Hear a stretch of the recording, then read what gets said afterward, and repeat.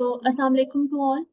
आज की जो हमारी प्रैक्टिस क्लास है वो कोडिंग कंपटीशन से रिलेटेड ही है, जिसमें सर मोहम्मद अनस जो है वो हमें ज्वाइन करेंगे। लेकिन इसके साथ साथ आप लोगों से एक एक्साइटिंग न्यूज़ भी शेयर करनी थी कि हमारे जो है हम इवेंट्स की बात कर रहे हैं, कोडिंग कंपटीशंस की बात कर रहे हैं।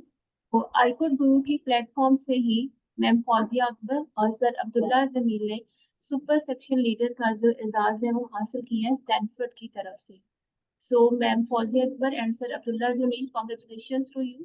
इसमें मैं आपके साथ डिटेल्स शेयर करती चलूँ। 1400 लोगों ने पूरी दुनिया से इसमें पार्टिसिपेट किया था, जिनमें से 9 की सिलेक्शन हुई और इन 9 में से 2 जो हैं वो आईकोड गुरु के प्लेटफॉर्म से हैं। So this is a big achievement for all of us and again congratulations to ma'am Fauzia and sir Abdullah Jameel, जो हमारे साथ आज मौजूद है और अपनी जर्नी जो है वो हमारे साथ शेयर भी करेंगे। सो स्टार्ट में हम सर अनस आप कंटिन्यू कर सकते हैं, it's over to you now. लेकिन इसके साथ साथ असाइनमेंट्स का भी आपके साथ शेयर करती चलूँ कि आप लोग अपनी असाइनमेंट्स जो है मैंने लिंक प्रोवाइड किया हुआ है आप लोगों को व्हाट्सएप ग्रुप में भी और स्लैक पर भी। तो काइंडली आप लोग अपनी असाइनमेंट्स जो है सबमिट करवाएं वहाँ पर। और जिन स्टूडेंट्स ने हमें लेट ज्वाइन किया है वहाँ पर तीनों असाइनमेंट्स आपकी मौजूद हैं। आप लोग अपना टास्क वहाँ से पूरा कर सकते हैं। Thank you sir NS, you can start now. अच्छा, अस्सलाम वालेकुम।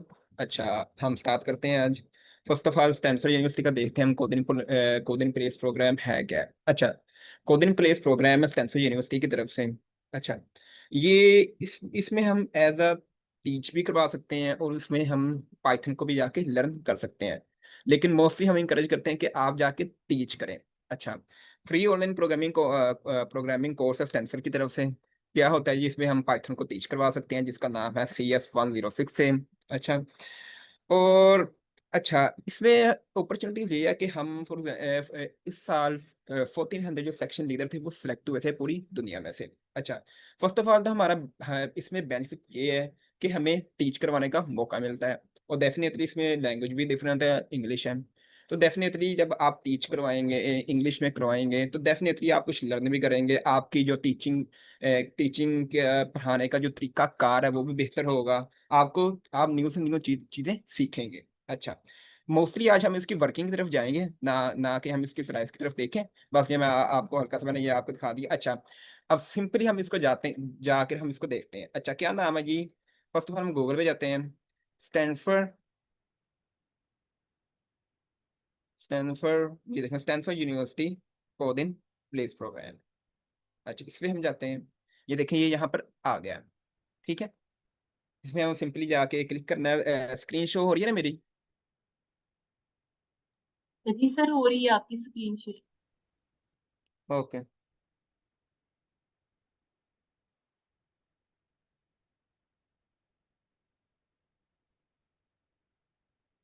अच्छा, ये इसकी वेबसाइट है। फॉर एग्जांपल हम इसमें एंटर करते हैं। अब यहाँ इधर हम अगेन एज अ टीचर हम पाइथन प्रोग्रामिंग टीच भी करवा सकते हैं और एज अ स्टूडेंट भी अप्लाई कर सकते हैं। लेकिन अगेन हम मोस्टली इंकरेज करते हैं कि आप टीच करवाएं। तो हम इसमें ये जो फर्स्ट वाला जो है हम इसमें क्लिक करते हैं। अच्छा, इसको फर्स्ट ऑफ ऑल मैं लॉग आउट करूँ एक दफ़ा ठहरे एक मिनट। कोडिंग प्लेस इसमें click करें हम। अच्छा, इसके बाद जब ये क्लिक करेंगे ना, ये भी मेरा डायरेक्ट खुल गया क्योंकि मेरा पहले लॉगिन हुआ हुआ है। जब आप इसके अंदर एंटर करेंगे ना इसके अंदर, तो डायरेक्ट ना ये वाला लिंक ओपन होगा इस तरह का। अब इसके अंदर हम देखते हैं कि हम किस तरह से इसके नेम वगैरह को, क्या हमने एक्सपीरियंस के अंदर क्या लिखना है, क्या चीज़ें नहीं लिखनी, वो उसको हम देखते हैं।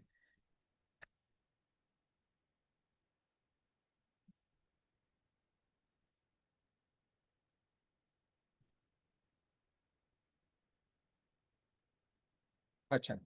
अच्छा, फर्स्ट ऑफ ऑल इधर ना हमने ये फर्स्ट ऑफ ऑल इसमें ये सिंपल इन्होंने लिखा हुआ है इस प्रोग्राम के बारे में ना सब कुछ जो भी है लाइक इट इज। हमारा काम शुरू होता है यहाँ से। ये यहाँ से टेल अस अबाउट योरसेल्फ। अच्छा, फर्स्ट ऑफ ऑल तो हमने यहाँ पे बताना है कि हम जो टीच करवा रहे हैं वो टीच क्यों करवा रहे हैं। अच्छा, what do you want to volunteer to section lead. मैं एक्चुअली ये पढ़ाना चाहता हूँ कि मैं एक कम्युनिटी का पार्ट बनना चाहता हूँ। अपनी टीचिंग की एबिलिटीज को मैं इंप्रूव करना चाहता हूँ। मुझे जी पाइथन अच्छी लगती है, मीन्स के पसंद है। I just love teaching programming. I want to be part of an experiment in better online education. I want to part of a new experiment in online learning. ये मैंने इसको टिक कर दिया। फिर मैंने क्या किया कि आपके जेंडर क्या, मेल है कि फीमेल है, इसको मैंने सेलेक्ट कर लिया। इसके बाद मैं किस ईयर में पैदा हुआ हूँ, वो कौन सा महीना है, डे कौन सा, उसको मैंने फिल कर दिया है। किस सिटी से मैं बिलोंग करता हूँ, कौन सा मेरा कंट्री कौन सा है, ठीक है। मैं क्या पढ़ क्या रहा हूँ, वो सिंपली मैंने जाके लिख दिया। अच्छा। और इसके अंदर मैंने लिखा हुआ कि अगर आप 6 वीक्स की जो ट्रेनिंग है इसको टीच करवा सकते हैं तो आप यहाँ पे सिंपली यस पे टिक कर दें। और इसी तरह इन्होंने लिखा है कि जो भी मैं एप्लीकेशन पे काम कर रहा हूँ ये मैं खुद ही कर रहा हूँ, कोई और अगला बंदा इसको फिल नहीं कर रहा। इसी तरह मैंने इसमें लिखा हुआ कि मैं एक ही सबमिट एप्लीकेशन सबमिट कर रहा हूँ, क्योंकि ना अक्सर लोग घबरा जाते हैं कि अगर हमारा ये टीचिंग में ना हुआ तो हम एज अ स्टूडेंट के लिए अप्लाई करते हैं, तो वो क्या करते हैं फिर दूसरी जीमेल बना देते हैं, उस पे जाके फिर एज अ स्टूडेंट भी अप्लाई कर देते हैं। तो इन्होंने यहाँ पे बोला हुआ कि आप प्रॉमिस करें कि आप सिर्फ एक ही एप्लीकेशन फॉर्म फिल करेंगे, दो नहीं करेंगे। अच्छा। इसी तरह इसमें लिखा हुआ है जी कि इस तरह इसमें अब पढ़ते हैं हम, tell us about little yourself. अच्छा। चाहे आपका प्रोग्रामिंग के अंदर जीरो एक्सपीरियंस है वो मैटर नहीं करता। चाहे आप बायोलॉजी के स्टूडेंट हैं, चाहे आपने केमिस्ट्री की है, या आप डॉक्टर हैं, चाहे आप किसी भी फील्ड से बिलोंग रखते हैं तो आप इसके अंदर अप्लाई कर सकते हैं। अच्छा। अब इसके अंदर इसने इन्होंने इन्होंने पूछा कि आप अपने बारे में कुछ बताएं कि आप क्या है, मीन्स कि अपना एक्सपीरियंस बताएं, अपने बारे में कुछ बताएं। तो मैंने सिंपली अपना इंट्रोडक्शन यहाँ पे लिखा हुआ है कि मैं एक सॉफ्टवेयर इंजीनियर हूँ, जिसे सॉफ्टवेयर इंजीनियर हूँ और मुझे टफ प्रॉब्लम्स को सॉल्व करना अच्छा लगता है। मैं हैकाथॉन में मैं पार्टिसिपेट करता हूँ, इस तरह मैं लीड कोड के जो क्वेश्चन है उनको मैं सोल्व करता हूँ। और इसी तरह मैं MIT कोडिंग कॉम्पिटिशन है, लैब है, इनके अंदर मैं पार्टिसिपेट कर चुका हूँ। और उन्होंने लिखा हुआ था कि आप अपना ना एक अनयूजुअल एक्सपीरियंस भी बताएं। अच्छा। इसके बाद फिर मैंने क्या लिखा, one time I was working on an AI model to predict hospital issues, but the predictions were totally wrong. After spending hours, मैंने इसके अंदर क्या लिखा हुआ कि मैंने फॉर एग्जाम्पल मेरे पास डेटा सेट था, उसके अंदर मेरे पास एक प्रॉब्लम आ गई। वो प्रॉब्लम, उस प्रॉब्लम की वजह से मुझे काफी टाइम लगा। सिर्फ मैंने उसके बारे में ना ये जस्ट इंफॉर्मेशन लिख दी कि ये मेरा एक अनयूजुअल एक्सपीरियंस था। अच्छा। नेक्स्ट उन्होंने लिखा हुआ कि कौन सी आपको प्रोग्रामिंग जो है वो आती है। चाहे आपको प्रोग्रामिंग आती है या नहीं आती वो कोई मसला नहीं, नहीं भी आती तो आप इसमें जस्ट लिखें। लिखना आपने सच्चा है इसके अंदर। अब डेफिनेटली मैंने तो पाइथन पढ़ी हुई है, इसलिए मैंने अपनी एक्सपीरियंस के अंदर भी इसको लिखा हुआ है कि मैं पाइथन पढ़ा चुका हूँ, मशीन लर्निंग, ए डेटा, DSA टीच करवा चुका हूँ। इसी तरह मैं अपनी 100+ प्रॉब्लम्स को सोल्व कर चुका हूँ DSA की। और इसी तरह मैं 2 हैकाथॉन्स के अंदर पार्टिसिपेट कर चुका हूँ, जिसके अंदर agentic AI for space research के बारे में था एक, और एक लंग कैंसर प्रिडिक्शन के बारे में था। और इसी तरह मैंने पूछा हुआ कि अगर आपका प्रोग्रामिंग का कोई टीचिंग का एक्सपीरियंस नहीं भी है तो भी खैर है, अगर आप टीचिंग का एक्सपीरियंस लिखना चाहते हैं तो भी बता दें। तो सिंपली मैंने वही चीज़ें लिखी हुई हैं कि मैंने DSA को टीच करवाया हुआ है, 7 डे की फैंग की वर्कशॉप को कंडक्ट करवाया हुआ है। और यही चीज़ें मैंने लिखी हुई है। अगेन, चाहे आपका जीरो एक्सपीरियंस है वो मैटर नहीं करता। अच्छा। अब सेकंड पेज अब ये हो गया, इसकी अब हम एक प्रॉब्लम देखते हैं, देन हम इसकी ना एक वीडियो भी देखेंगे कि किस तरह से हमने अपनी जो वीडियो है वो बनानी है। अच्छा। फर्स्ट ऑफ ऑल हम देखते हैं इसमें। अच्छा। इन्होंने हमारे पास ना एक प्रॉब्लम है मार्क्स विद प्रॉम्प्ट की। अच्छा। प्रॉब्लम हमारी सिंपल है कि फॉर एग्जांपल अगर फॉर एग्जाम्पल आप मार्स पे हैं तो मार्स का वेट फॉर एग्जाम्पल 37.8% है। अच्छा। इसने क्या लिखा हुआ है कि जो मार्स का वेट है और अर्थ का वेट है ना, सिंपली आपने उसको मल्टीप्लाई कर देना और इसको सिंपली आउटपुट में रिटर्न कर देना है। अच्छा। क्वेश्चन क्या है, an earthling weight on Mars is 37.8% of their weight on earth. Write a Python program that prompts the user an earthling to enter the weight on earth and print their calculated weight on Mars। अच्छा। ये for example हमारे पास wait है अर्थ का, ठीक है, ये wait हमारे पास Mars का, ठीक है। अब प्रॉब्लम अगेन इसके अंदर भी आपको क्लियर हो जाएगा, ये हमारे पास एक वेरिएबल है। इस वेरिएबल के मैंने क्या अंदर क्या किया हुआ है, 0.378 को स्टोर कर दिया। फिर मैंने क्या किया, अपना एक फंक्शन बनाया। फंक्शन बनाने के बाद मैंने क्या किया, एक और वेरिएबल बनाया फिर मैंने taken input from the user, input लिया यूजर से, ताकि मैं अपना फॉर एग्जांपल अगर मैं अपना एंटर करता हूँ वेट का वेट एंटर करता हूँ 150, तो इसके अंदर मैं सिंपली 150 राइट कर सकता हूँ। इसी तरह अगर मैं 200 करता हूँ, 210 करता हूँ, 220 करता हूँ, तो मैं कुछ भी इसके अंदर एंटर कर सकता हूँ। और सिंपली मैंने क्या किया, उसको फ्लोट में कन्वर्ट कर दिया, क्योंकि मुझे इंटीजर या फ्लोट चाहिए था इसलिए। तो इसके अंदर तो मैंने डेफिनेटली फ्लोट के अंदर रिटर्न किया है, क्योंकि अगर हम इसको स्ट्रिंग के अंदर नहीं कन्वर्ट करेंगे ना, तो जो हमारा इंटरप्रेटर है ना, वो उस पर एरर को शो कर देगा। इसलिए मैंने इसको फ्लोट के अंदर कन्वर्ट किया हुआ है। और सिंपली मैंने क्या किया, अर्थ का वेट और जो मार्स का वेट है ना, सिंपली उसको मल्टीप्लाई कर दिया, और सिंपली मैंने क्या किया, उसको प्रिंट कर दिया। ये हमारी मेन प्रॉब्लम थी। अच्छा, इधर इन्होंने इधर लिखा हुआ है कि चाहे आपका अगेन जीरो टीचिंग एक्सपीरियंस है, जीरो प्रोग्रामिंग का एक्सपीरियंस है, तो आप फिर भी इसके अंदर अप्लाई कर सकते हैं। अच्छा, इसकी हम अब पढ़ते हैं। इन्होंने यहाँ पे लिखा हुआ है, in coding place course you will teach a section live with students, when recording your teaching demo there will be no live student, कोई भी मीन्स के स्टूडेंट नहीं अवेलेबल होगा। But to the best of your ability teach as if there were a live audience, so you do not need to interact with his fake audience. Means के इस paragraph में ये बताया गया, in short summary में आपको ये बता देता हूँ, कि उन्होंने लिखा हुआ कि आपने वीडियो ऐसे रेडी करनी है इस प्रॉब्लम के बारे में कि फॉर एग्जांपल अगर कोई बंदा सामने वो देख रहा है, उसका कोई भी टीचिंग का एक्सपीरियंस नहीं है, तो मीन्स के आपने वीडियो इस तरह से बनानी है ताकि अगले बंदे को पता चल जाए, भाई अगले बंदे को उसकी समझ आ जाए प्रॉब्लम की, कि वो सब हो क्या रहा है उस प्रॉब्लम के अंदर। तो ये इन्होंने मीन्स की इसमें बताया हुआ अगेन, कि प्रॉब्लम आपने इस तरह से अगले बंदे को बतानी है कि उसको समझ आ जाए। और आप समझें कि आपके सामने स्टूडेंट्स बैठे हुए हैं, बिल्कुल ये है तो एक डेमो वीडियो है, लेकिन आपने समझना है कि आपके सामने स्टूडेंट्स बैठे हुए हैं, आपने उनको समझाना है। ये एक मेन इन्होंने यहाँ पर लिखा हुआ है।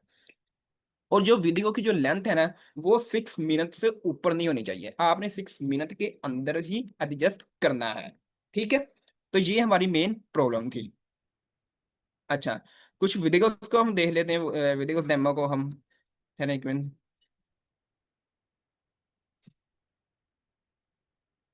अच्छा, इसके अंदर अब हम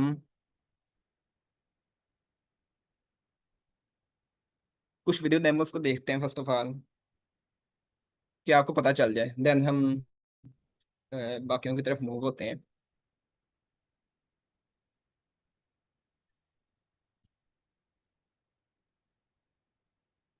अच्छा देखिए, हर बंदे का ना अपना एक समझाने का एक तरीकाकार है, ठीक है। आपका एक अपना समझाने का तरीकाकार होगा, बस आपने वीडियो इस तरह से बनानी है ताकि जो अगला बंदा है ना, उसको समझ लग जाए। अब मे भी इसके अंदर सर जो है वो थोड़ा डिफिकल्ट आपको बता रहे होंगे, बस आपको आपने प्रॉब्लम इस तरह से उसको समझानी है ताकि अगले बंदे को समझ लग जाए। ठीक है, अब मैं इसको वीडियो को चलाता हूँ। वॉइस आ रही है इसकी? Hello everyone, my name is Ubaid and voice visible है इसकी? जी सर, आ रही है इसकी voice. Okay we are okay. section on here for the session. And let me quickly share my screen and then we will dive sir right थोड़ी सी into the आवाज ज्यादा problem नहीं हो that सकती? कम we है are थोड़ी। going to solve. And video इसकी मैं, या फिर आपको लिंक सेंड कर देता हूँ, इसको आप देख लेना फिर, अगर आवाज आवाज थोड़ी है।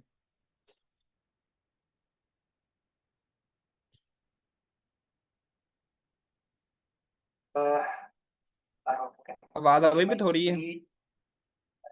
This is the presentation that I made. So today we are going to solve.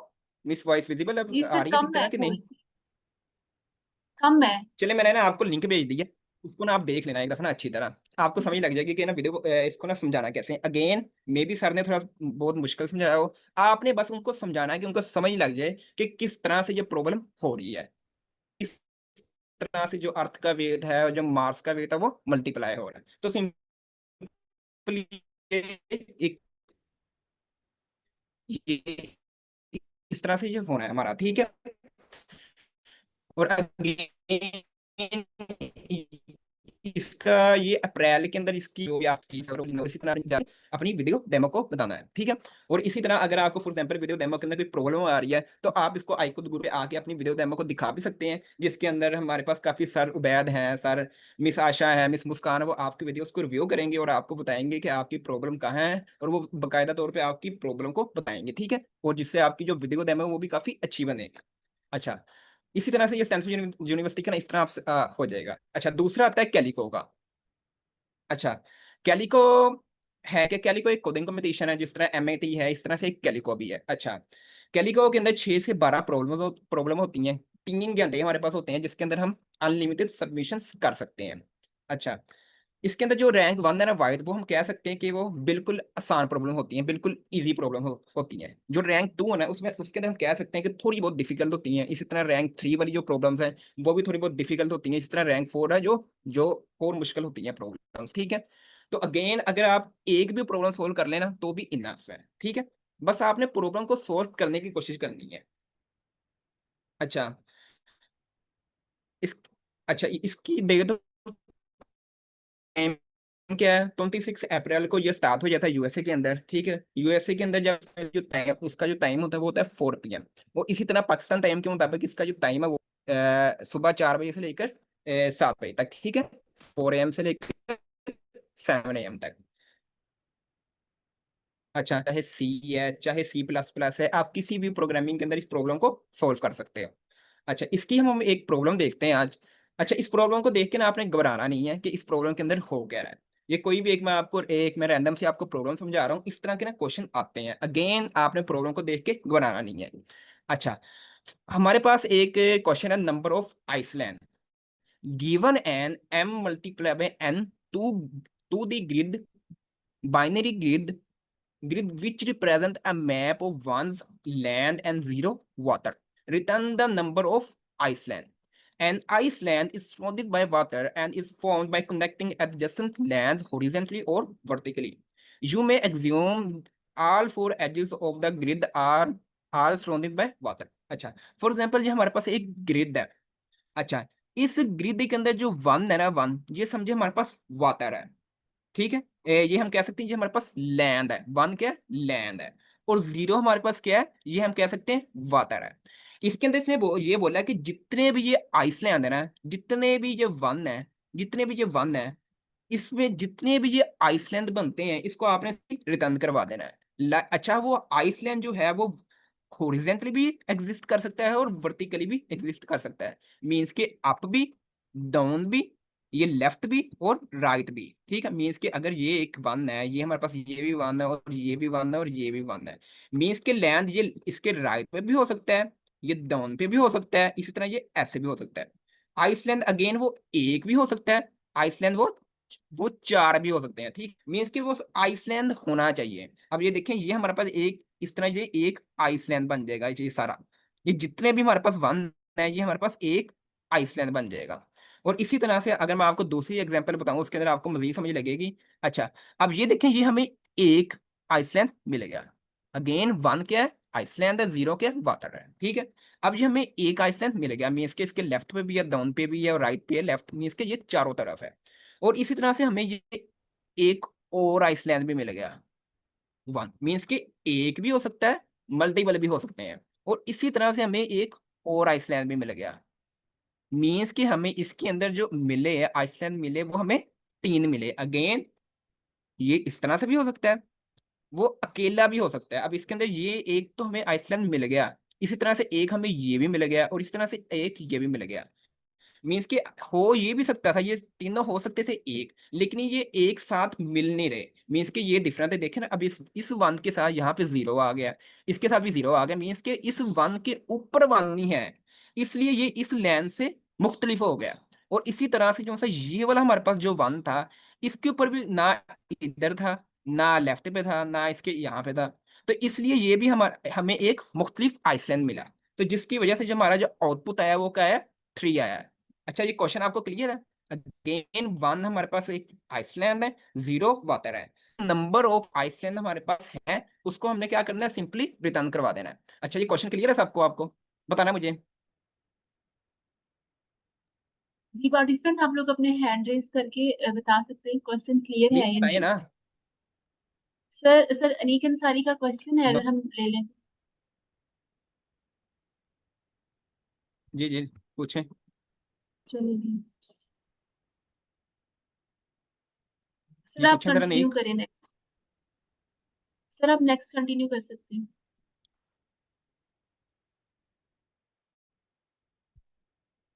Again ये हमारे पास एक वन है, ये आप समझ सकते हैं, हमारे पास एक लेंथ हमारे पास है, हमने सिंपली क्या करना है, उसको रिटर्न करवा देना है जितने भी हमारे पास हैं। अब ये हमें ये देखें, इसके अंदर जो एग्जांपल नंबर 2 थी, इसके अंदर हमें 3 मिले। Ice length up down left right पे होने चाहिए। जी मिस जैनब पूछें। यस मैम, दुआ सानब। ये पूछे मिस जैनब। मैं ये पूछ रही हूँ कि आप कह रहे हैं कि वंस के लिहाज से हम आइसलैंड को मेजर करेंगे, जैसे आपने सेकंड एग्जांपल में बोला है कि पहले जो वन है वो स्केयर्ड है, आपने कहा कि वो एक आइसलैंड है, फिर एक सिंपल वन है। पहले आपने कहा कि वो राइट लेफ्ट और अप डाउन सब वन होना चाहिए, तो फिर वो एक आइसलैंड होगा, ये बोला ना आपने? जी जी बिल्कुल, जी जी बिल्कुल। हाँ, तो जी फिर आपने अगर जी, फिर आपने ये बोला देखिए कि ना, ये फोर जो सा हमें स्क्वायर में दूसरा वन है मिला ना, तो ये एक दूसरा। आइसलैंड है। मैं एग्जाम्पल 2 की बात कर रही हूँ, आपने कहा कि पहले जो स्क्वायर्ड है जी वो जी वन है तो एक आइसलैंड हो गया, फिर एक सिंगल वन है तो वो एक आइसलैंड है, और नीचे आपने कहा कि ये टू वन एक साथ आए हुए हैं तो ये आइसलैंड है। ऊपर वाली फिर जो एग्जाम्पल है उसके अंदर पहली रो में चार वन एक साथ हैं तो वो एक आइसलैंड हो गया। फिर अगर हम देखें तो नीचे सेकंड और थर्ड रो में स्क्वायर्ड वन वन बन रहे हैं, ये सेकंड आइसलैंड बनता है, और फिर एक ये वन सेपरेटली है सेकंड रो में थर्ड पे। अगर ओके, इस लिहाज से देखें तो फर्स्ट में 3 आइसलैंड नहीं बनते, ये ये मैं आपको अप्रोच तो बताता नहीं। हूँ क्या हो क्या रहा है। फर्स्ट ऑफ ऑल मैं आपको ये बता, इसकी समझ लग गई ना, ये एग्जांपल एग्जांपल नंबर 2 की है आपको। हाँ जी, लग गई है। ठीक है, अब आते हैं हम ऊपर। अच्छा, इसके अंदर ये देखिए ना क्या हो रहा है। फर्स्ट ऑफ ऑल हमें ये तो एक, फर्स्ट ऑफ ऑल ये हमें एक 4 मिलेंगे। अब इस वन के साथ एक ये नीचे भी रहा था, आ रहा था, हाँ जी। ये हमें मिल गया। और इस तरह से ये वाले वन का भी हमारे पास ये। आप क्वेश्चन की समझ लग गई। हाँ जी। अब इसकी हम इसका देखते हैं, इसके कोड देखते हैं इसका। फर्स्ट ऑफ ऑल तो मैंने क्या किया, इफ नॉट ग्रिड, सिंपली मैंने क्या कर दिया, इसको रिटर्न कर दिया 0 को। अब फिर मैंने क्या किया, एक रोज और कॉलम्स का एक बनाया है। यहाँ पे हमने अब क्या करना है, क्योंकि हमने हर तरीके से चेक करना है कि कितने नंबर ऑफ आइसलैंड एग्जिस्ट करते हैं। इसके अंदर मैंने क्या किया, रोज और कॉलम। ये रोज वाला मैंने लगाया इस लेंथ के लिए, मीन्स कि ये रो वाइज चलेगा। इसको हम देखते हैं नीचे जाके कि वो रो वाइज कैसे चलेगा। इसलिए मैंने चलाया एक कॉलम्स वाले के लिए जो कि कॉलम वाइज चलेगा। अच्छा, अब ये कैसे चल रहा है इसको हम नीचे देखते हैं।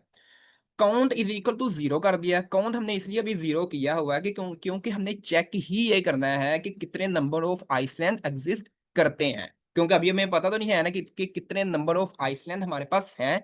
इसलिए सिंपली मैंने इसको क्या कर दिया, 0 के इज इक्वल कर दिया। अच्छा, डेफ डीएफएस मैंने एक अपना फंक्शन बनाया, आर और सी। आर और सी क्या, आर वाला जो है ना वो चलेगा रोज के लिए, सी वाला जो है वो क्या चलेगा कॉलम के लिए। इफ आर लेस देन 0 और सी लेस देन 0 और R greater than is equal to rows और C greater than is equal to columns. अब इसमें क्या हो रहा है कि ये जो है ये रो के लिए भी चल रहा है, इसी तरह ये कॉलम के लिए भी चल रहा है। लाइक ये रोज के लिए भी चल रहा है और कॉलम्स के लिए भी इस तरह से ये चल रहा है। अगेन अभी ये अगर हम देखा जाए तो ये एक एफिशिएंट सोल्यूशन नहीं है।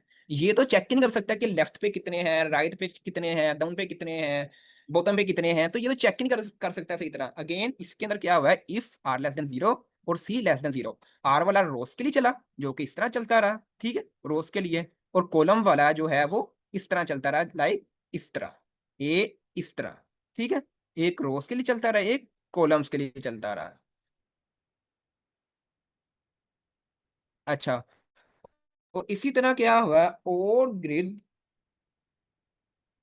अच्छा, इसी के अंदर क्या हुआ, अब तो वो 0 है तो सिंपली हमने क्या कर दिया, उसको रिटर्न कर दिया, ठीक है। अच्छा, और मैंने क्या किया, grid r c equal to 0। अच्छा, ये 0 मैंने इसको अभी इसलिए किया कि हमारे पास अभी पता नहीं है कि हमारे पास जो लैंड है वो कितने हैं। इसके अंदर मैंने क्या किया, डीएफएस जो कि हमारा फंक्शन था, इसको मैंने चलाया r+1। अब इसके अंदर ये क्या होगा कि रो जो है वो पहली रहेगी और कॉलम पहली रहेगी। मीन्स कि रो इंक्रीज होती जाएगी और कॉलम सेम ही रहेगी। इस तरह ये रो भी चलती रहेगी, कॉलम पहले ही रहेगी, ठीक है। और इसी तरह हमने क्या किया, फिर एक नीचे से चलाया, इसके अंदर फिर क्या होगा, ये इसी तरह से ये रो वाइज ऊपर से नीचे से ऊपर जाता रहेगा, ठीक है। और इस तरह फिर मैंने क्या किया, अब ये रोज के लिए चला गया, मैंने एक अप से भी चला दिया और एक डाउन से भी चला दिया। और इसी तरह मैंने फिर क्या किया, एक अप से भी चला गया, डाउन से भी चला गया, लेकिन हमारी इसके अंदर कॉलम जो थी वो पहली ही थी। इसके अंदर फिर मैंने क्या किया, डेफ डीएफएस जो कि मेरा फंक्शन था, आर जो कि मेरी रो थी, C+1 जो कि मेरी कॉलम, आर जो थी वो रो थी, सी वाली जो मेरे पास क्या थी वो कॉलम थी। मीन्स के ये रो वाइज चलता रहा, जो पहले वाला था। इसके अंदर क्या होगा, रो पहली रहेगी लेकिन कॉलम वाइज चेंज होते रहेंगे, ये मीन्स के रो वाइज चलते रहे और कॉलम इसमें हमारे पास पहले ही रहेगी, ठीक है, इस तरह। और इसी तरह जो है ये वाला जो है ये हमारे पास नीचे से चलता रहा, ठीक है, ये वाला जो नीचे वाला है, ठीक है। और सिंपली मैंने क्या किया, इफ ग्रिड 4 का लूप लगाया रोज के लिए, क्योंकि मेरे पास मल्टीपल रोज और मल्टीपल कॉलम्स हैं। If grid RC is equal to 1, अगर तो मुझे 1 मिल जाता है, सिंपली मैंने इसको क्या कर दिया, इंक्रीमेंट कर दिया, अपने फंक्शन को कॉल कर दिया और सिंपली मैंने क्या किया, रिटर्न कर दिया काउंट को। तो इस तरह के ना ये क्वेश्चंस आते हैं। मे बी इस क्वेश्चन की आपको समझ ना लगी हो अभी, जस्ट आपको एक आइडिया देना था कि प्रॉब्लम्स जो है ना वो कैसी आती हैं इस कोडिंग कॉम्पिटिशन्स के अंदर, ठीक है।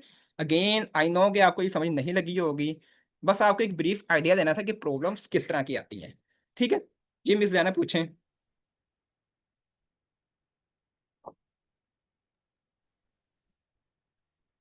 ये पूछें मिस जैना। यहाँ पे अगर हम डीएफएस करें तो रिकरियन की डेप्थ का इशू आ सकता है, मतलब अगर हम बहुत ज्यादा आगे हम डेप्थ में जाएं तो ये फंक्शन बार बार खुद को कॉल करेगा, डेप्थ का इशू आ सकता है।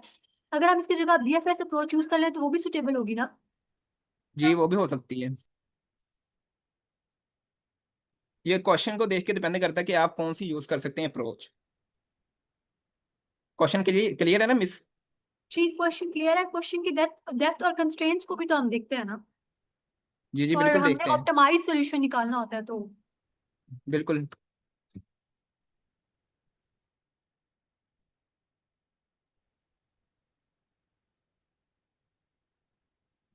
ये देखें ये एक्सेप्ट हो गया हुआ है ये, इसकी टाइम कम्प्लेक्सिटी वो ये आई है, नंबर ऑफ रोज और नंबर ऑफ कॉलम वाइज ये चलता जाएगा। इसलिए अगर हम ओके मिस ये डीएफएस क्लियर है? करें तो उसकी भी time complexity I think so यही आएगी, m/n। आई थिंक DFS की ज्यादा है, क्योंकि DFS के अंदर ना ये बैक ट्रैक करता है। BFS के अंदर तो सिंपल वाइज वो इस तरह चलता रहता है ना, लाइक इस तरह, लाइक ये हमारे पास एक है तो वो चलेगा इस तरह। DFS के अंदर क्या है कि फॉर एग्जाम्पल वो ये है, ये है, ये हमारे पास फॉर एग्जाम्पल एक ट्री है, तो वो उसके अंदर क्या करेगा कि फर्स्ट ऑफ ऑल वो यहाँ पे आएगा, फिर यहाँ पे आएगा, वो फिर ऊपर जाएगा, फिर ऊपर जाएगा, फिर ऐसे जाएगा, फिर ऐसे जाएगा, तो वो बैक ट्रैक करता है, तो डेफिनेटली DFS का ज्यादा टाइम लगेगा। हर सेल एक बार विजिट होगा। जी हाँ, इसके अंदर बताऊँ क्या हो रहा है, मैंने अब कर दिया 0। फॉर एग्जाम्पल इसको ये 1 मिल जाता ना, जब ये दोबारा आएगा ना तो इसको यहाँ पे ये 0 कर देगा, जिससे क्या होगा, जो टाइम कंज्यूमिंग जो प्रोसेस है ना वो ज्यादा नहीं लगेगा, ठीक है। फिर आएगा, फिर इसको 1 मिल गया, फिर इसलिए इसको 0 कर देगा, क्योंकि हम काउंट के अंदर तो करिए आने ना इंक्रीमेंट, इसलिए। ये क्लियर है मिस साहब जी? Yes, that's completely understandable. Thank you so okay. much. अच्छा अब इसके देखते हैं कि हमने इसके फॉर्म को कैसे फिल करना है। अच्छा इसकी ना जो है ना, जो डेट जो है ना वो गुजर गई है, इसलिए फॉर्म ना अभी वहां पे वो शो नहीं होगा, वो अब मैं आपको बता देता हूँ कि वो कैसे होगा।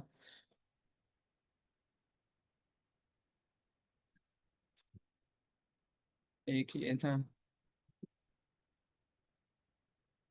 अच्छा सिंपली आपने क्या करना है कि कैलिको पे जाना है, यूनिवर्स कैलिको कोडिंग कंपटीशन 2025, ठीक है। ये आप होम पे जाएंगे, ठीक है। तो यहाँ पे ना ये फॉर्म यहाँ पे आ रहा होगा रजिस्टर्ड है, सिंपली आप इस पे क्लिक करेंगे तो आपको ना फॉर्म यहाँ पे शो हो जाएगा, मे भी अभी ना हो क्योंकि ना इसकी डेट गुजर गई है अभी। तो देख लेते हैं अब, ये अभी इसकी ये मीन्स के भी ना क्लोज हो गई है, ये देखें। तो इसके मैंने मैंने इसका ना लिया हुआ था स्क्रीनशॉट वगैरह। अच्छा सिंपली ना इसका ये फॉर्म आपके सामने शो हो जाएगा, ठीक है।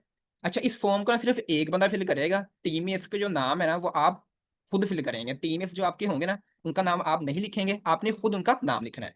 सिंपली क्या करना है, आपने फर्स्ट ऑफ ऑल ईमेल लिखनी है अपनी, टीम का नेम लिखना है, ऑर्गेनाइजेशन का नाम लिखना है, ये ऑप्शनल है, इसको आप छोड़ भी सकते हैं, ठीक है। और इसी तरह ये एक है था प्री कॉलेज एलिजिबिलिटी, ये आई थिंक कि आप मेरे ख्याल में इसमें यही है कि आप we define pre college student as anyone, for example आप कॉलेज या students college team can still win prizes, इसको भी आप मीन्स कि आप कॉलेज के स्टूडेंट हैं कि नहीं, वो सिंपली हमने इसको नो किया हुआ है। जी मिस जैना पूछें। सर हमने इस ईयर अप्लाई किया था कैलिको वाले में, तो हमने मतलब जब ये हो रहा था तो हम लोगों ने मतलब एआई से जनरेट इस तरह करे थे कि हमने अपना उसको कॉन्सेप्ट दिया था कि यूं जनरेट करना है, और फिर हमने वो लेके उसमें डाले थे। एक दो हमने आई कोड गुरुज की हेल्प से भी सॉल्व किए थे।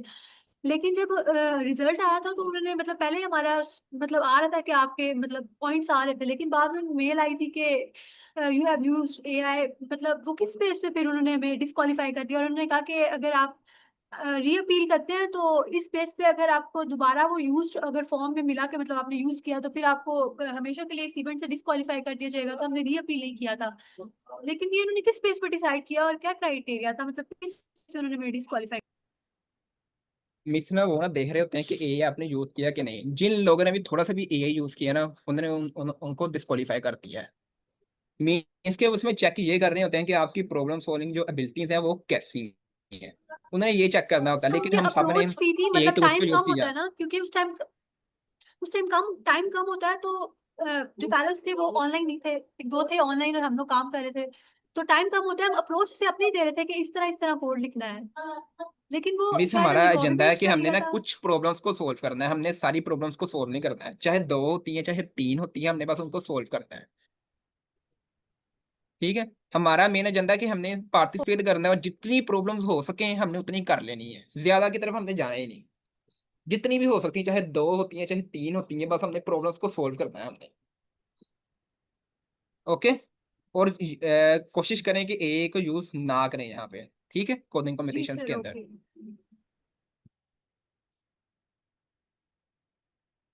अच्छा, यहाँ पे इन्होंने पूछा हुआ कि आप इन पर्सन है, मीन्स कि आप अमेरिका से ताल्लुक रखते हैं, ज़ाहिर बात है ये यूनिवर्सिटी ऑफ कैलिफोर्निया जो है वो यूनिवर्सिटी अमेरिका से है। तो हमने बताया ये कि हम नहीं जी, कि हम इन अमेरिका से बिलोंग नहीं रखते, तो हमने लिखा हुआ no we are not interested for in person. अच्छा, डिस्कॉर्ड बॉय और इंस्टाग्राम को मैंने पूछा हुआ कि if you have don't have a full team yet, you can join your Discord server, जो भी इनका टीम में जो है ना वो हम डिस्कॉर्ड पे फाइंड करते हैं। तो उन्होंने पूछा हुआ उस बारे में कि आपका डिस्कॉर्ड बना हुआ है कि नहीं, तो हमने इसको सिंपली घोषित कर दिया। अच्छा, इसी तरह टीम मेंबर्स के अंदर नेम लिखे हुए हैं। टीम मेंबर 1 का जो हमने नेम लिखा है मोहम्मद कासिम, उसका जो नेम डिस्प्ले होना चाहिए वो भी मोहम्मद कासिम होना चाहिए। उसकी ईमेल क्या है वो भी हमने लिख दी, उसकी ग्रेड का लेवल क्या है, ठीक है, वो भी हमने लिख देना है। और इसी तरह टीम मेंबर का जो मुल्क है वो कौन सा है वो भी हमने लिख देना है। उसकी स्टेट क्या है वो भी लिख देनी है, ठीक है। आपको टीम 1 की एडवर्टाइजिंग मीन्स कि उसको कहाँ से पता चला इस कैलिको के कोडिंग कॉम्पिटिशन्स का, तो उसने वहाँ पे यहाँ पे ये लिख दिया हुआ है, ठीक है। अच्छा, और इसी तरह इसमें लिखा हुआ है कि टीम 1 का जो एक्सपीरियंस है वो उसमें कोडिंग कॉम्पिटिशन्स में कैसा रहा है, तो वो इसके अंदर हमने लिख दिया कि I have competed in 3-5 contest before. अच्छा, is there another member you can on your team, yes मैंने लिखा हुआ है, अच्छा लिखा हुआ है ये हमने इसके अंदर। टीम मेंबर तो वो कौन है जी, मोहम्मद अंस है, उसकी ईमेल है, सेम वही चीज़ें हैं इसके अंदर भी, ठीक है। और इसी तरह टीम मेंबर 3 का नेम लिखा हुआ है यहाँ पे हमने, ठीक है। सो ये सिंपली हमने इस तरह से जाके फॉर्म को फिल कर देना, अगेन एक बंदा फॉर्म को फिल करेगा, ठीक है। टीम मेट्स को जो नेम है जो होगा वो खुद जो फॉर्म फिल कर रहा होगा सिर्फ वही फिल करेगा, ठीक है।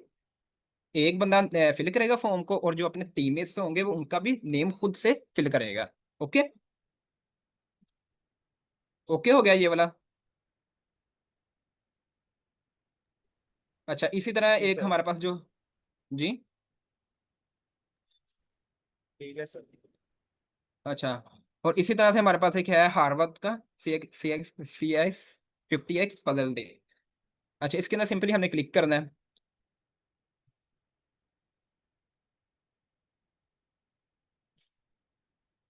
अच्छा, कैलिको और एमआईटी, ठीक है। कैलिको में तकरीबन सेम प्रॉब्लम्स आती हैं, कैलिको में थोड़ी बहुत ना डिफिकल्ट आती हैं, तो प्रॉब्लम जिस तरह की आती हैं उस उनमें से मैंने आपको एक क्वेश्चन समझा दिया है, इस तरह के क्वेश्चन आते हैं वहाँ पे ना। अच्छा यहाँ पे ना अभी अगेन ये भी हो गया, अब इसकी डेट गुजर गई हुई है, इसलिए यहाँ पे ना इसका फॉर्म का ना आ नहीं रहा, ठीक है। तो इसका भी मैंने स्क्रीनशॉट वगैरह लिए हुए थे मैंने इसका।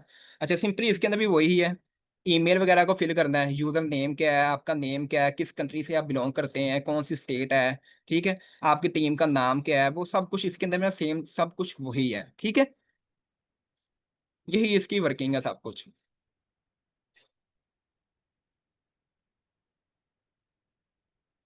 अच्छा कैलिको, MIT, ठीक है, इनकी प्रॉब्लम। प्रॉब्लम्स का आंसर कैसे लिखना वो चीज आपने दिखाई नहीं, वो एक बार रिव्यू कर दें कौन सी इनके अंदर। कौन सी कौन सा स्क्रीनशॉट आंसर? फॉर्म का जो आपने स्क्रीनशॉट लिया हुआ है वो।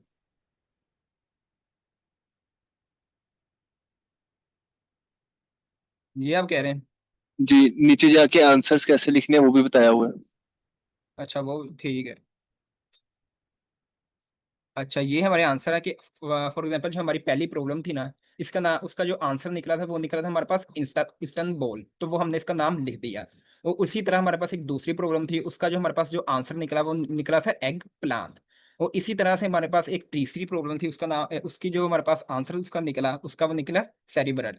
और इसी तरह हमारे पास एक और निकला, उसका निकला ऑफ वाइट। इसी तरह निकला अगले का डिस्कवर, इसी तरह अगले का निकला चिली डॉग, इसी तरह अगले के निकलते रहे, ठीक है हमारे पास।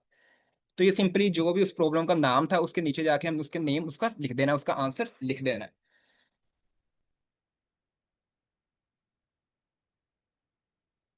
ओके।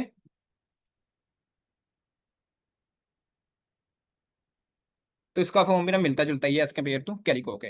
बस इसके अंदर नेम को ये जब आप ये देंगे ना, इसकी जब प्रॉब्लम्स आएंगी उसके बाद ये आपको ईमेल भेजेंगे, उस ईमेल पे आपने ये फॉर्म पे ये सारा नेम्स जो वगैरह है ना, जो इसके आंसर्स हैं उनको फिल कर देना है आपने।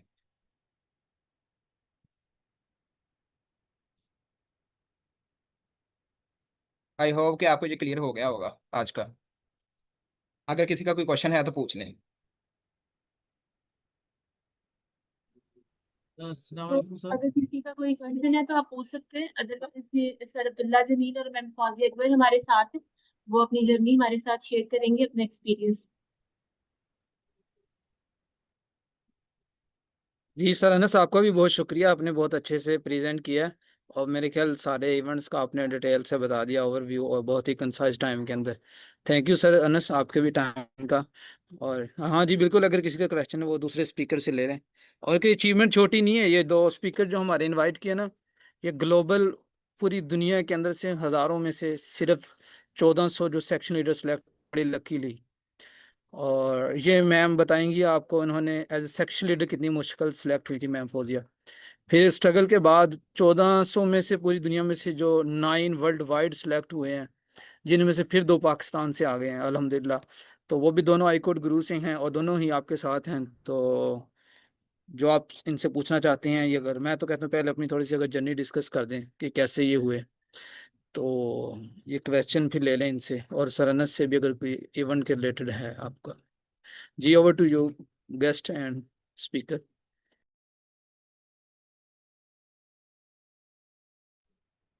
अस्सलाम वालेकुम। मेरी आवाज़ आ रही है आप सबको? जी यस। वालेकुम सलाम। ओके। सो सर आपकी आवाज थोड़ी सी कम है। हेलो, अब आ रही है आवाज़ मेरी? जी अब सही है। ओके।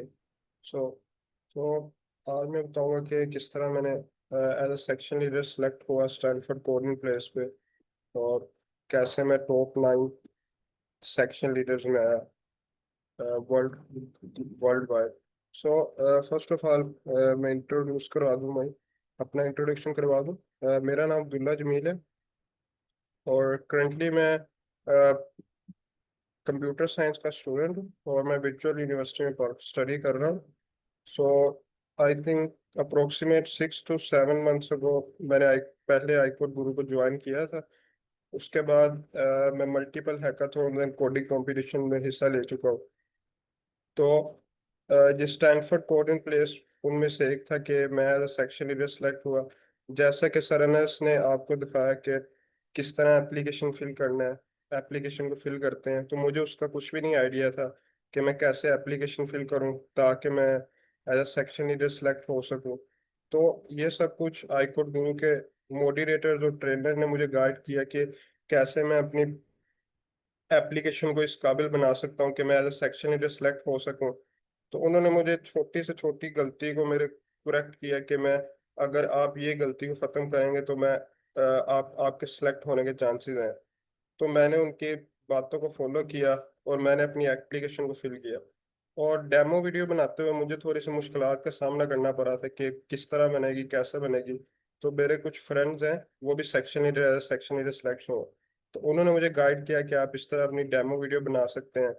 तो मैंने डेमो वीडियो बनाई, उसके एप्लीकेशन कंप्लीट करने के बाद, सब कुछ फिल करने के बाद, तो उसके बाद जब रिजल्ट आया तो आया कि आप सेक्शन लीडर सेलेक्ट हो गए हैं।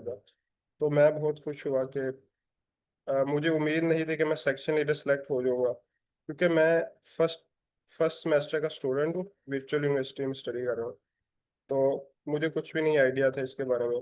आईकोड गुरु के मोटिवेटर और ट्रेनर ने गाइड किया कि आप किस तरह सेक्शन लीडर सेलेक्ट हो सकते हैं। और उसके बाद सेक्शन लीडर सेलेक्ट होने के बाद अब मुझे ये मसला था कि मैं बच्चों को कैसे पढ़ाऊंगा। तो उसके बारे में उर्दू में तो मैंने पढ़ाया हुआ था, लेकिन इंग्लिश में पढ़ाने में मुझे डिफिकल्टी थी। तो उसके बाद मेरे एक फ्रेंड ने मुझे गाइड किया, कहता परेशान ना हो, आप कर लोगे। तो मैंने कहा ठीक है। तो जब मेरा पहला सेशन था उसके अंदर मुझे काफ़ी इंटरनेट का इशू फेस करना पड़ा। और आपको आइडिया है कि फर्स्ट सेमेस्टर का स्टूडेंट और वो भी इंग्लिश में पढ़ाए ऐसे, तो उसको डिफिकल्टी का सामना करना पड़ेगा। तो उसके बाद जब मैंने अपना पहला सेशन पढ़ाया, इसी तरह 2-3 सेशन में मुझे इस तरह कॉन्फिडेंस नहीं डेवलप हो पा रहा था कि मैं सही इंग्लिश में पढ़ा रहा हूँ कि नहीं। तो उसके बाद मेरे दोस्त ने मुझे गाइड किया, कहता है कि आप परेशान ना हो, इंशाल्लाह सही हो जाएगा। तो जब मैं आस्ता आस्ता 2-3 सेशन मेरे कंप्लीट हुए तो मुझे कॉन्फिडेंस बिल्ड हुआ कि आप मुझे लगने लगा कि मैं सही पढ़ा रहा हूँ अब। तो उसके बाद इसी तरह अपने वीकली 6 सेक्शन पढ़ाने के बाद तो मैंने सोचा कि मैं टीच नाउ सेशन क्यों ना पढ़ाऊँ। जब मैंने टीच नाउ सेशन पढ़ाया तो मुझे फील हुआ कि मैं ज़्यादा से ज़्यादा सेशन पढ़ा के बच्चों के साथ अपना नॉलेज शेयर कर सकता हूँ। तो इसी तरह मैंने 250 प्लस टीच नाउ सेशन पढ़ाए वीकली सेशन के अलावा। ये एक्स्ट्रा सेशन थे 250 प्लस सेशन के। उन्होंने कहा था कि हेड टीए वगैरह ने कहा था कि अगर आप ये करवाते हैं सेशन, अगर आप ये नहीं भी करवाते तो कोई इशू नहीं है, ये आप पे डिपेंड करता है। अगर करवाते हैं तो वेल एंड गुड है।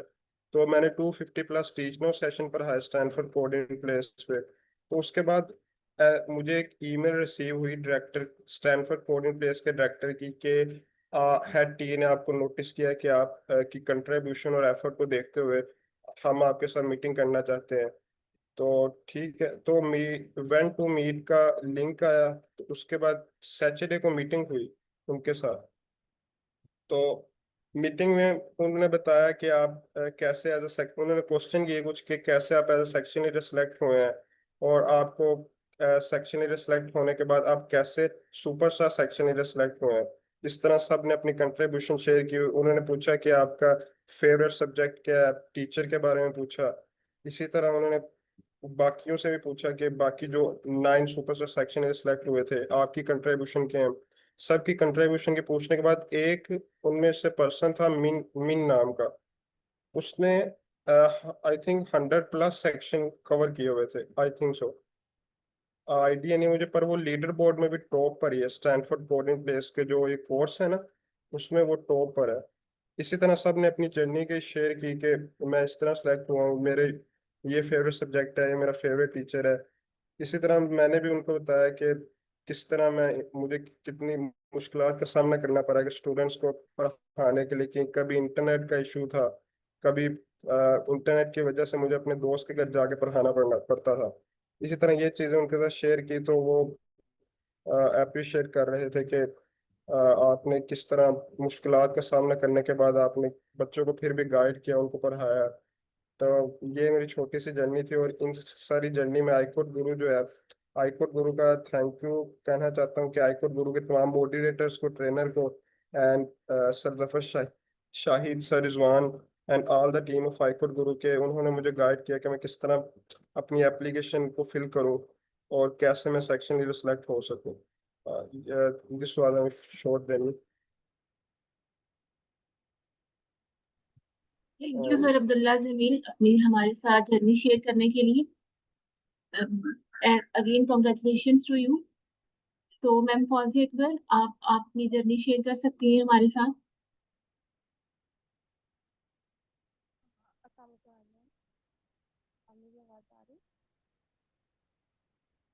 हेलो। आवाज कम है मिस आपकी।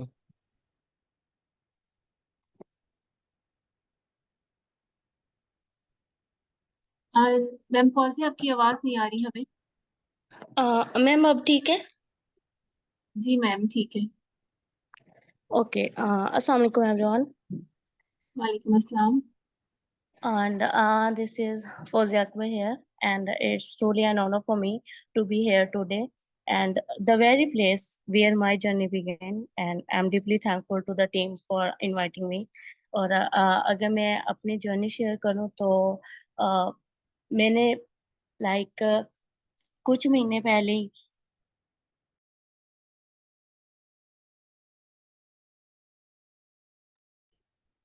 मैम अगर आप बोल रही हैं आपका माइक बंद हो गया। हाँ मैम फौजी आपकी आवाज नहीं आ रही। चलिए तब तक हम क्वेश्चन ले लेते हैं। सर अली अहमद आपका कोई क्वेश्चन है? हेलो। जी जी। जी मैम आ रही है आवाज। मैम अब आवाज आ रही है? जी मैम आ रही है। ओके, थोड़ा इंटरनेट का इशू है तो शायद इसलिए। ओके, अगर मैं लाइक अपनी जर्नी शेयर करूँ तो मैंने कुछ महीने पहले ही लाइक आई कोड गुरु को ज्वाइन किया है, और मैं भी पहले लाइक अगर मैं बताऊँ आपको तो मैं ऐसी थी कि आप में से बहुत से लोग इस तरह के होंगे लाइक कि मैं जॉब तलाश कर रही थी, मैं पीपीएससी की तैयारी कर रही थी, मैं एफपीएससी की तैयारी कर रही थी, इस तरह लगी हुई थी क्योंकि मेरा एकेडमिक बैकग्राउंड जो है वो नॉन टेक है। मैंने रिसेंटली अपना मास्टर्स कंप्लीट किया है इन मैथ्स, और कभी मैं लाइक यूट्यूब से देखती थी कि मुझे क्या सीखना है, मुझे क्या करना चाहिए, एंड अनफॉर्चुनेटली हमारे स्कूल्स और कॉलेजेस और यूनिवर्सिटी में ये नहीं बताया जाता कि आप जो मैथ्स पढ़ रहे हैं ये इम्प्लीमेंट कहाँ पर होगी। और एक दिन मैं बस ऐसे ना अपनी लिंक्डइन स्क्रॉल कर रही थी तो मेरे सामने आई कोड गुरु के एक स्टूडेंट की पोस्ट आई, और मैंने वो पोस्ट रीड की, और मैंने बस वहां से ना आई कोड गुरु के बारे में सर्चिंग करना स्टार्ट कर दी कि ये है क्या। और फिर मैंने आई कोड गुरु को उस दिन ज्वाइन किया, और उससे नेक्स्ट डे ना एक वेबिनार था जिसमें डॉक्टर जफर शाहिद और डॉक्टर रिजवान थे, और वो वेबिनार बस स्टूडेंट्स की क्यूरीज को एड्रेस करने के लिए रखा गया था।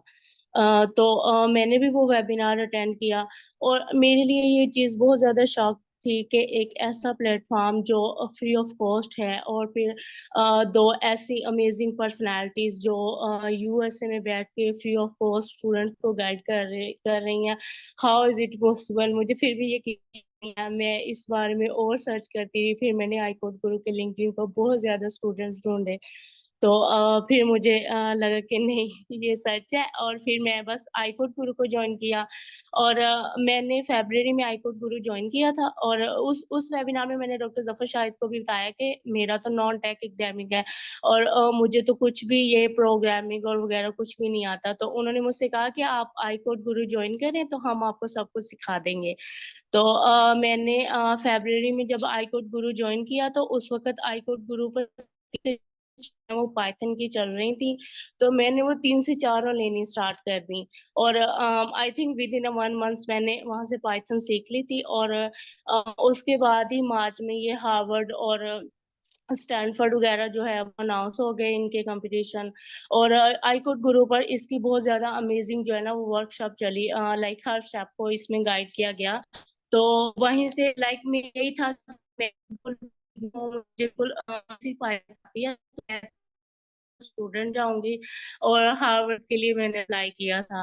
तो जो हार्वर्ड का कंपटीशन था वो आई थिंक 4 अप्रैल को ही हमें ना उसकी पजल शीट मिल गई थी, और स्टैनफोर्ड की भी सेक्शन लीडर अप्लाई करने की जो है वो 4 अप्रैल ही लास्ट डेट थी, और स्टिल मैंने सेक्शन लीडर के लिए अप्लाई नहीं किया था। बस मुझे यही था कि मैं बिगनर हूँ तो मैं सेक्शन लीडर बन के वहाँ पे क्या पढ़ाऊंगी, और वो भी इंग्लिश में, क्योंकि ना तो मैंने कभी प्रोग्रामिंग की थी अपनी स्टूडेंट लाइफ में, और ना ही मैंने कभी टीचिंग की थी। तो 4 अप्रैल को जब हमें हार्वर्ड की पजल शीट मिल गई तो बस उसमें बिजी हो गए करने में। हार्वर्ड बाय द वे बहुत अमेजिंग कंपटीशन है, वो CS50X का बहुत इंजॉयबल है। आप उसे 3 दिन करते हैं, सॉल्व करने पे लगाते हैं, लेकिन आप उससे बोर नहीं होते। और रियली मैंने हार्वर्ड को भी बहुत ज़्यादा एंजॉय किया था। और वो भी मेरा फर्स्ट टाइम पार्टिसिपेशन थी उसमें, तो वो भी अल्हम्दुलिल्लाह मैंने उसकी प्रॉब्लम सॉल्व की थी। और जब उसकी हार्वर्ड की 4 अप्रैल को हमें पज़ल शीट मिल गई और 4 अप्रैल ही स्टैनफोर्ड की लास्ट डेट थी, और मैंने तो अप्लाई नहीं किया था। लेकिन जब 7 अप्रैल को हार्वर्ड से फ्री हुए, तो मैंने स्लैक में देखा कि हाईकोर्ट गुरु की तरफ से अनाउंसमेंट की गई थी कि सेक्शन लीडर सेलेक्ट होने की डेट एक्सटेंड हो गई है। तो फिर 8 तारीख को लास्ट डेट थी इधर पाकिस्तान में। तो मैं सुबह उठ के ना डेली नोट लिखती हूँ कि आज मैंने ये क्लासेस लेनी है और ये जा टास्क जो है वो मैंने कंप्लीट करना है। तो 8 अप्रैल को मेरा यही था कि मैंने ना आज सेक्शन लीडर की एप्लीकेशन फिल करनी है, क्योंकि इधर हाईकोर्ट ग्रुप को बहुत ज़्यादा इनकरेज किया जा रहा था कि become a leader not a student. तो मैंने ये बात सोच के कि अच्छा अगेन चांस मिला है तो मैं भी कर लेती हूँ। तो मैंने अपनी एप्लीकेशन फिल करना स्टार्ट की। बाकी तो हो गई, लेकिन डेमो वीडियो मुझसे नहीं बन रही थी। मैं दिन को 2 बजे वीडियो बनाने बैठी हूँ और मैंने कोई 50 दफ़ा वीडियो बनाई।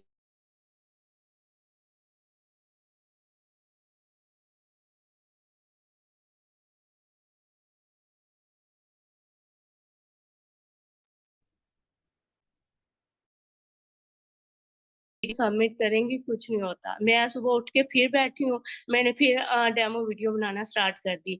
और मेरी इतनी वीडियो बना-बना के प्रैक्टिस हो चुकी थी कि 3:50 पर मैंने अपनी एप्लीकेशन सबमिट की और 4 बजे जो है वो पाकिस्तान में उसका टाइम एंड हो रहा था। मेरी लक में था कि मैंने सेक्शन लीडर सेलेक्ट होना था और आज इस तरह मुझे सुपरस्टार सेक्शन लीडर का एजाज़ मिलना था। तो मैंने सिर्फ 10 मिनट पहले अपनी एप्लीकेशन सबमिट की और उधर जब मैं और अल्हम्दुलिल्लाह मैं सिलेक्ट हुई और सिर्फ़ हाईकोर्ट गुरे की वज़ह से सिलेक्ट हुई। और वहाँ पर जब सिलेक्ट हो गए तो उसके बाद मुझे ये था कि आपको पता है जो मैथ्स के बैकग्राउंड से हों वो इंग्लिश से इतना इन टच नहीं रहते। तो मुझे ये था कि अब मैं इंग्लिश में कैसे पढ़ाऊँगी वहाँ पे, और चलो प्रोग्रामिंग तो बंदा प्रैक्टिस कर लेता है, लेकिन इंग्लिश का क्या करूँगी? अगर मुझसे कोई क्वेश्चन कर लेगा तो मैं क्या रिप्लाई दूँगी? इस तरह मैं नर्वस थी, कन्फ्यूज़ थी, लेकिन सर ज़फ़र शाहिद कहते हैं कि इंसान का माइंड जो है वो अंडर प्रेशर जब होता है ना तब वर्क करता है, और वो बिल्कुल ठीक कहते हैं। जब उस वक़्त मुझ पे एक प्रेशर था कि नहीं अब तो सिलेक्ट हो गई हूँ और अब ये करना है। तो मैंने ना सिर्फ़ अपनी क्लासेस जो 6 थी, हर वीक में 1 क्लास आपको टीच करनी होती है, तो मैंने ना सिर्फ़ अपनी वो 6 क्लासेस टीच की, बल्कि इसके अलावा मैंने बहुत से सेक्शन लीडर के सेक्शन जो हैं वो कवर किए हैं। और मैंने दिन में 12 सेशंस भी कवर किए हैं, मैंने दिन में 14 सेशंस भी कवर किए हैं, और वो 14 सेशन कवर करना is a record in a Stanford history, so that they recognised me as a superstar section leader. Wonderful ma'am, wonderful. Thank you so much ma'am. और आपकी अचीवमेंट वाकई काबिल तारीफ, और इसी वजह से आपको आज हमने इनवाइट भी किया है। और तो अगर हाँ किसी का क्वेश्चन है तो काइंडली लाजमी मैम से पूछें। अच्छा सर, मैं यहाँ पे फिर एक दफ़ा डॉक्टर ज़फ़र शाहिद और डॉक्टर रिज़वान गफ़ार का शुक्रिया अदा करना चाहती हूँ। मैं आज इधर हूँ तो सिर्फ़ उनकी वजह से हूँ, और अल्हम्दुलिल्लाह आज मेरी सीवी पर हार्वर्ड का नाम भी है, स्टैनफोर्ड का भी है, स्टैनफोर्ड से रिकॉग्नाइज़ होने का भी है, कैलिको का भी है, MIT का भी है, और अभी जो जी university of California Los Angeles की तरफ से एक कॉम्पिटिशन हुआ है, तो उसमें भी मेरी टीम की 18th पोज़ीशन है। और thank you so much iCode Guru. Thank you ma'am for sharing your journey, truly inspiring. So अगर किसी का कोई क्वेश्चन है तो कोई कर सकते हैं आप लोग। सर अली अहमद, आपका कोई क्वेश्चन है, आप कर सकते हैं। सर अली अहमद, मैं आपको अनम्यूट कर रही हूँ। जी अस्सलाम वालेकुम। वालेकुम अस्सलाम। अच्छा, ये फौजिया मैडम की मैंने बातें सुनी है, माशाल्लाह काफी इंस्पिरेशनल उन्होंने उनकी जर्नी रही है। मेरा ये पूछना क्वेश्चन ये था कि सेक्शन लीडर के बाद क्या क्या फायदा मतलब होता है आगे फ्यूचर के अंदर? सर वहाँ पर जो 9 टॉप सेक्शन लीडर्स थे, लेकिन हमारे साथ उस मीटिंग में 6 हेड टीए थे और एक जो है वो कोडिंग प्लेस का डायरेक्टर था। और वो कोडिंग प्लेस का डायरेक्टर जो है, जब वो फर्स्ट टाइम स्टैनफोर्ड में गए थे वो एज अ स्टूडेंट गए थे, फिर वो सेक्शन लीडर गए थे। और जो हेड टीए हैं वो भी 4 दफा कोई है सेक्शन लीडर रह चुके हैं। इवन कोई फर्स्ट टाइम भी सेक्शन लीडर्स थे। लेकिन वो अपनी आउटस्टैंडिंग कंट्रीब्यूशन पर जो है वो आज हेड टीए थे और कोडिंग प्लेस के डायरेक्टर थे। और हमें भी उन्होंने आउटस्टैंडिंग कंट्रीब्यूशन पर ही ये सुपरस्टार सेक्शन लीडर का जो है रिकॉग्नाइज्ड किया है। जी जी, मतलब वो सीवी के अंदर एक एडिशनल आपका आ जाता है ना, टैग आ जाता है, ये फायदा होगा इसका। जी जी, एक तो आप जब आपकी सीवी पर स्टैनफोर्ड का नाम आता है, लाइक डॉक्टर जफर शाहिद कहते हैं कि ये बहुत बड़ी अचीवमेंट है। और जब आपको स्टैनफोर्ड रिकॉग्नाइज कर रहा है कि आपकी जो कोडिंग प्लेस में कंट्रीब्यूशंस हैं वो आउटस्टैंडिंग है, तो इस चीज की आपकी सीवी में बहुत ज्यादा अहमियत है। जी सही हो गया। एक और मैंने सवाल पूछना था, क्योंकि आप पीपीएससी की तैयारी करती रही हैं, आपको कितना टाइम लगा है? मतलब ये मेरा भी ये बैकग्राउंड नहीं है कोडिंग का, तो मतलब आप एस्टिमेटेड टाइम कितना था आपका यहाँ तक पहुँचने के लिए? सर सर मैंने फरवरी में ज्वाइन किया था, तो अब जून है। सही सही। तो जी मैंने पाइथन सीख लिया और मैं इन कंपटीशन में गई हूँ और मैं और अपना आगे डीएसए मेरा एक और छोटा सा सवाल है कि मेरा सिविल इंजीनियरिंग का बैकग्राउंड है, यहाँ पे अगर कोई भी एड्रेस कर सके, आपके आप भी एड्रेस करें अगर, तो मैं अगर शिफ्ट, अगर ये कोडिंग की तरफ आता हूँ तो ये तो कैरियर शिफ्ट नहीं हो जाएगा 180 डिग्री पे? Basically you have to align your field with AI. आप अपनी फील्ड के हम्म। अंदर कुछ ऐसा करें जो कि आप कोड के साथ उसे रिलेट करें, और अपनी फील्ड में ही रहते हुए कोड को अपने साथ अलाइन करें फील्ड के साथ, और ये बेटर चीज है, फील्ड चेंज करने से बेटर है। मतलब आप बाकी उसके अंदर लोग कोई यहाँ पे दे सकते हो मिसाल? बायो बायो बिल्कुल मैं इससे डिफरेंट है। तो बहुत से लोग यहाँ पे बायो के भी हैं, वो ऐसे करते हैं कि वो कोई मेडिकल फील्ड के अंदर कोई हैकाथॉन में जाके प्रोजेक्ट कर रहे होते हैं, उस पर कोड कर रहे होते हैं, लाइक जैसे किडनी डिसऑर्डर का कोई होता है, या कोई भी ट्रीटमेंट, कोई भी एआई बोर्ड बना लेते हैं। तो किसी भी फील्ड के साथ एआई को हम अलाइन कर सकते हैं, और आप भी कर अच्छा सकते अच्छा, हैं। मतलब सिविल इंजीनियरिंग की जो है ना वो इस तरह से अलाइनमेंट हो जाएगी एआई के अंदर। जी बिल्कुल, आप कर सकते हैं। सही, तो वो उसका जो सारा प्रोसेस है, मतलब सिविल इंजीनियरिंग के अंदर इंटीग्रेशन जो एआई की है वो किस तरह से, वो मुझे कैसे पता चलेगा कि मैं ये कर सकता हूँ नहीं कर सकता?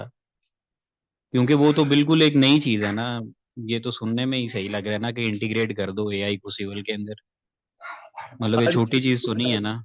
हर चीज के साथ पॉसिबल है। मैं आपको मेडिकल की एग्जांपल दिया और काफी बड़ी एग्जांपल है ये। आप तो जी बहुत जी, करीब है नहीं मेडिकल वो तो से दूर ठीक है। है। ठीक है, मैं कह रहा हूँ इसका प्रोसेस क्या है फिर? अब मेरी फील्ड नहीं है ये। हम्म। मेरी फील्ड जो है मैं उसके अकॉर्डिंग बता सकता हूँ, आपकी फील्ड के अकॉर्डिंग नहीं बता सकता। आप जी कोई जी, तो बंदा ढूंढे जो कि इस चीज पे काम कर रहा है और आपकी फील्ड का है, वो आपको ज्यादा हम्म, इस पे गाइड कर देगा। और जो मतलब ये पहले आईकोड गुरु कैसे ऐसा, मुझे मदद कर सकता है कि सिविल के अंदर एआई को इंटीग्रेट करूँ? आप यहाँ पे स्लैक पे टेक्स्ट करें ना, स्लैक पे आप ये अपनी क्यूरी डालें, और जो बंदा होगा इस रिलेटेड वो आपको जरूर आपको गाइड करेगा एंड तक। जी ठीक है, बहुत शुक्रिया जनाब। जी, और आप स्टैनफोर्ड की बात कर रहे थे कि कैसे आपको ये फायदेमंद दे सकता है। आपकी सीवी के ऊपर जब स्टैनफोर्ड की स्टैंप होगी, एमआईटी की स्टैंप होगी, हार्वर्ड की स्टैंप होगी, तो आप, हमारा जो मेन गोल है वो स्कॉलरशिप है। हमने जब प्रोफेसर को अपना सीवी दिखाना है ना, उसने इन चीजों से इम्प्रेस होना है, तो इसलिए हम सब कुछ कर रहे बिल्कुल ठीक हो गया, शुक्रिया। हैं। जी welcome. Dua Zainab. I want to add up a point. अभी जो उन्होंने क्वेश्चन किया, अगर हम सिविल इंजीनियरिंग के अंदर एआई को कैसे इंटीग्रेट कर सकते हैं। फॉर एग्जांपल, अगर हम एक ब्रिज बना रहे हैं तो उसकी वाइब्रेशंस को चेक करें, एआई के सिस्टम के थ्रू क्रैक्स आ रहे हैं या फेलियर से पहले हम उस सिस्टम को चेक कर सकते हैं यूजिंग मशीन लर्निंग और आईओटी सेंसर्स। इसी तरह हम अपने डिजाइन को ऑप्टिमाइज कर सकते हैं। क्योंकि अगर हमारे वैसे इंफ्रास्ट्रक्चर बिल्ड हो गया, उसके बाद हम उसको कुछ चेंज करेंगे तो वो कॉस्टली होगा, लेकिन अगर उससे पहले एक ऐसा डिजाइन सिस्टम होगा जो हमें पहले ऑप्टिमाइज करके देगा, तो आई थिंक सो ये इफेक्टिव अप्रोच होगी। इसी तरह और भी बहुत सॉल्यूशंस होते हैं। जी, दुआ जैनब साहिबा से मेरा थोड़ा सा वो सवाल है। हाँ जी।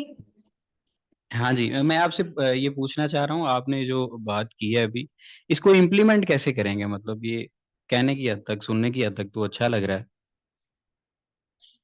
जब आप सर आप कोडिंग वगैरह सीख लेंगे और आपने जी जी जब कोडिंग सीखेंगे तो फिर आपको डीएस से फिर चलनी पड़ेगी, फिर उसके बाद मशीन लर्निंग आएगी, आर्टिफिशियल इंटेलिजेंस आएगी, डीप लर्निंग आएगी। तो आप अपने कोर्स के थ्रू लार्ज लैंग्वेज मॉडल्स होते हैं, इस तरह के मॉडल्स हमें ऑनलाइन अवेलेबल होते हैं, जैसे एलएलएम आए, ओएलएम आए।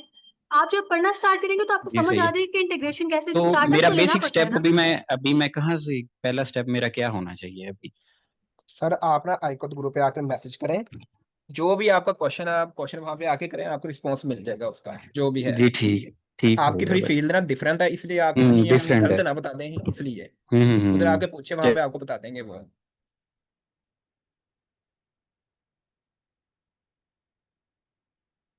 Okay sir. अगर किसी और को, सर अली अहमद आपको आई थिंक क्लियर हो गया होगा, आप स्लैक पर क्वेश्चन पूछ सकते हैं अपना। अगर किसी और का कोई क्वेश्चन है तो आप कर सकते हैं, हमारी क्लास का टाइम भी एंड हो गया।